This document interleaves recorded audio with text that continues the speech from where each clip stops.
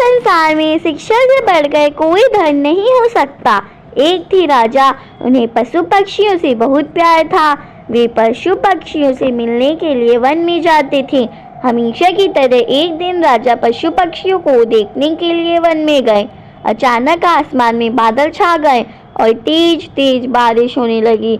बारिश होने के कारण उन्हें ठीक से कुछ दिखाई नहीं दे रहा था। राजा रास्ता भटक गए। रास्ता ढूंढते ढूंढते किसी तरह राजा जंगल के किनारे पहुंच ही गए। भूख प्यास और थकान से बेचैन राजा एक बड़े से पेड़ के नीचे बैठ गए। तभी राजा को उधर से आते हुए 3 बालक दिखाई दिए। राजा ने उन्हें प्यार से अपने पास बुलाया। बच्चों, यहाँ आओ, मेरी बात सुनो। तीनों बालक हंसते खेलते राजा के पास आ गए।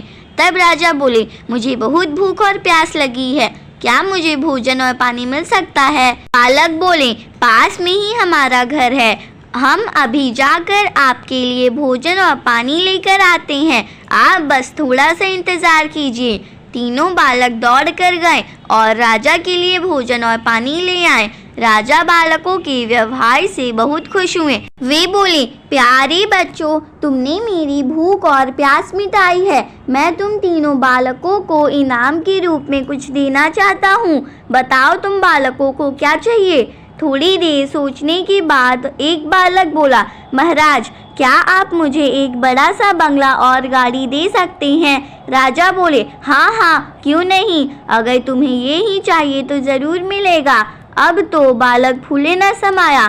दूसरा बालक भी उछलते हुए बोला, मैं बहुत गरीब हूँ, मुझे धन चाहिए जिससे मैं भी अच्छा खा सकूं, अच्छे अच्छे कपड़े पहन सकूं और खूब मस्ती करूं। राजा मुस्कुराकर बोले, ठीक है बेटा, मैं तुम्हें बहुत सारा धन दूंगा। यह सुनकर दूसरा बालक खुशी से झूम उठा। भला तीसरा बालक क्यों चुप रहता? वह भी बोला, महाराज, क्या आप मेरा सपना भी पूरा करेंगे? मुस्कुराते हुए राजा ने बोला, क्यों नहीं, बोलो बेटा, तुम्हारा क्या सपना है? तुम्हें भी धन दौलत चाहिए? नहीं महाराज, मुझे धन दौलत नहीं चाहिए, मेरा सपना है कि मैं पढ़ लिख कर विद्वान बनूं।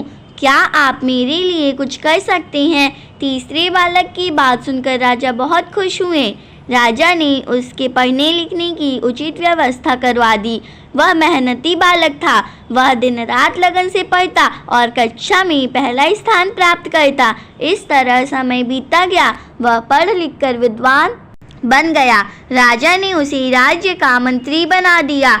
बुद्धिमान होने के कारण सभी लोग उसका आदर सम्मान करने लगे। उधर जिस बालक ने राजा से बंगला और गाड़ी मांगी थी, अचानक बाढ़ आने से उसका सब कुछ पानी में बह गया। दूसरा बालक भी धन मिलने के बाद कोई काम नहीं करता था, बस दिन भर फिजूल खर्च करके धन को उड़ाता और मौज मस्ती करता था। लेकिन रखा धन भला कब तक चलता? एक समय आया कि उसका सारा धन समाप्त हो गया। वह फिर से गरीब हो गया। दोनों बालक उदास होकर अपने मित्र यानी मंत्री से मिलने राजा के दरबार में गए। वे दुखी होकर अपने मित्र से बोले, हमने राजा से इनाम मांगने में बहुत बड़ी भूल की। हमारा धन, बंगला, गाड़ी सब कुछ नष्ट हो गया। हमारे पास अब कुछ नहीं बचा है। मित्र ने समझाते हुए कहा, किसी के भी पास धन दौलत हमेशा नहीं रहता। धन तो आता जाता रहता है। सिर्फ शिक्षा है जो हमारे पास हमेशा रहती है। धन से नहीं बल्कि शिक्षा से ही हम धनवान बनते हैं। दोनों बालकों को अपनी गलती पर बहुत पछतावा हुआ। उन्होंने तय किया कि हम भी मेहनत और लगन से पढ़ाई करेंगे और अपने जीवन को सुखी बनाएंगे।